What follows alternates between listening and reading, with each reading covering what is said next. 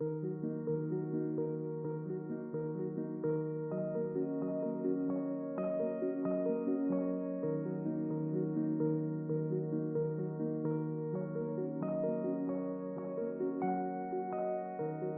transport sector is a vital part of day-to-day economic and social life in Ireland.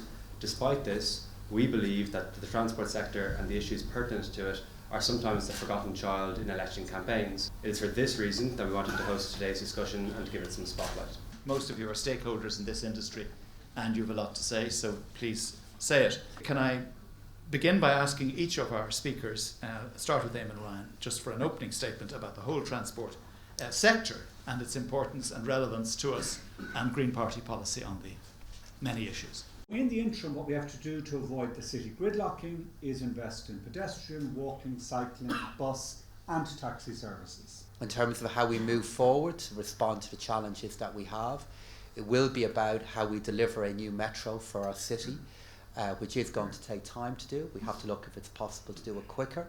And then it will be about how we reorganise our city and our roads to allow better access and better use of that scarce resource by public transport, to make better use of access facilities that are there. And finally, it'll be about how we better invest in the public transport infrastructure that we have. Many of the policies that we're espousing in our manifesto, they're by no means revolutionary. They're practical and they're just things which we should very much be doing as a city.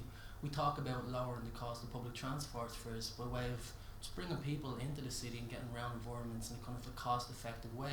We've got to have vision for our transport infrastructure. Vision was shown in the past. There were a lot of detractors around the port tunnel, that it would never work, trucks wouldn't get into it, it would leak, it would do this, that and the other. Terminal 2, as I said, another vision that was done and that was delivered and that we should be proud of. But we need vision now and actually brave decisions to proceed with Metro North and proceed as originally planned and proceed with Dart Interconnector. That's a must, or else our city will grind to a halt.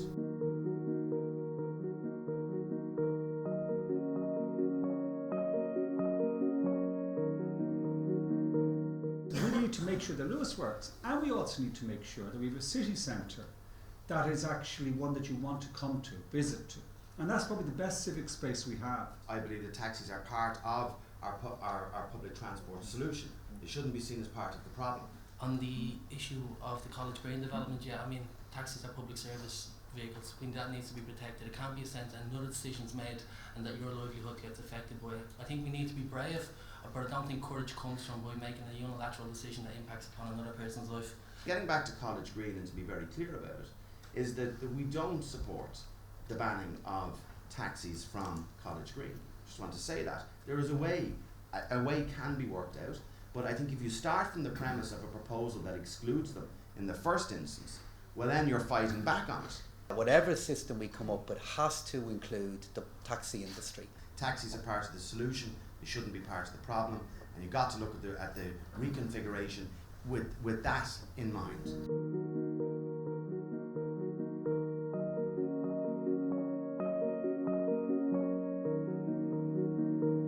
I have given no such assurances. I have had one single meeting with Uber where they came in to meet me in the context of the new enterprise centre that they have opening up in Limerick, and they wanted to give me an introduction to what they were doing and an overview of the plans that they have for Ireland with the current services that they have.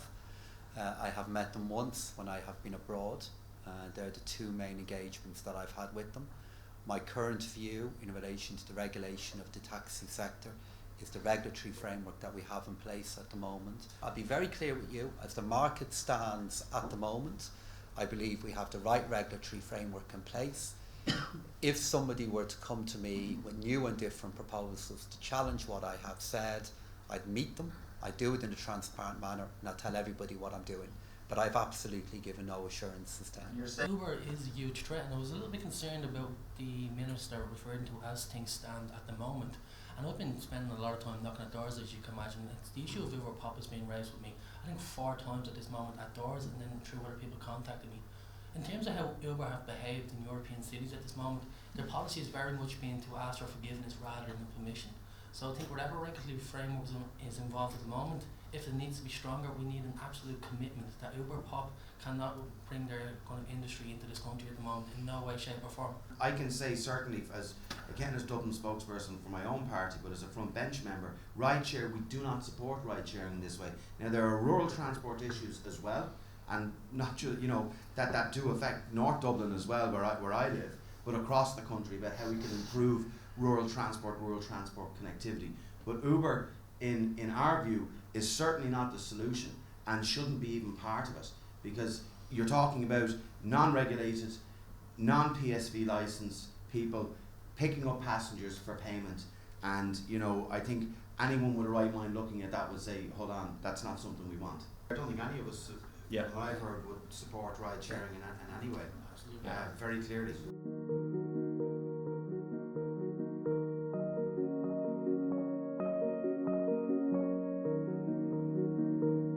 If I look at where Dublin is now, I think we have the ability to move our entire city forward with references to 3 golden points of infrastructure. Dublin Airport, and how we'll need to develop that in the future. Dublin Port, which hardly ever gets mentioned in meetings like this, which has underway at the moment the biggest project in its history. And they'll be allowed to bring the biggest vessels in the world into Dublin Port in 5 years' time. And then what we do with all definitions of public transport in the city centre. I think if we get those 3 things right, we're going to move off in a great direction.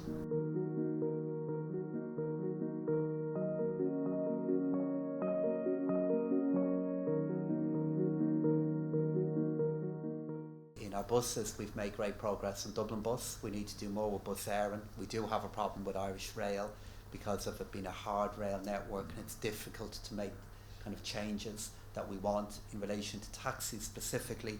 I think the wheelchair accessible grant system does appear to have worked to me. And in the Fine Gael manifesto, the only change that I'm proposing in relation to the regulatory environment is that in terms of public tenders that might be offered in the future for the taxi industry, like from hospitals and so on, that we would have a specific portion of taxi vehicles there, make sure they're wheelchair accessible.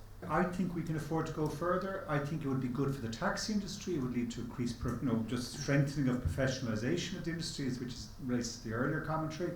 And it's not just for people with disabilities. It's for families. It's for older people. They're just, when you invest and prepare for application for people with disabilities, it benefits all of society.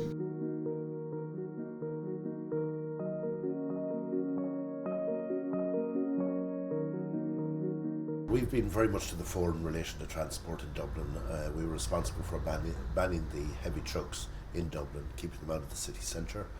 And what we want now is a totally integrated public transport policy. And that will combine trains and Dart and Lewis in the city, so that we have a solid service that reaches all areas, and buses, of course, that reaches all areas in Dublin City.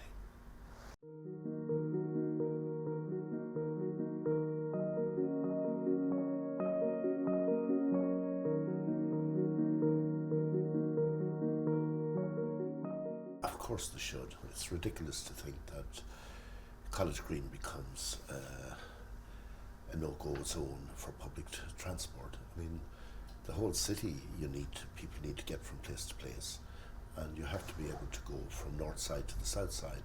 And it's going to cost a phenomenal amount for a taxi to have to cross over at a point a long distance from where the passenger is going if they can't access College Green. But we're talking about public transport. We're not just talking about bicycles or pedestrians. We're talking about buses and taxis, and that's essential.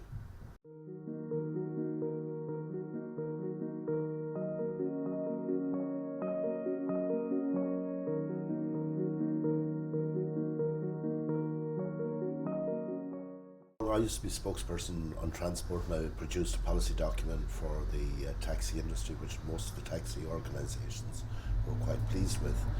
So again, I want to see the taxis play an integrated position. For example, I want to see taxis have taxi ranks at all the public transport hubs and stops.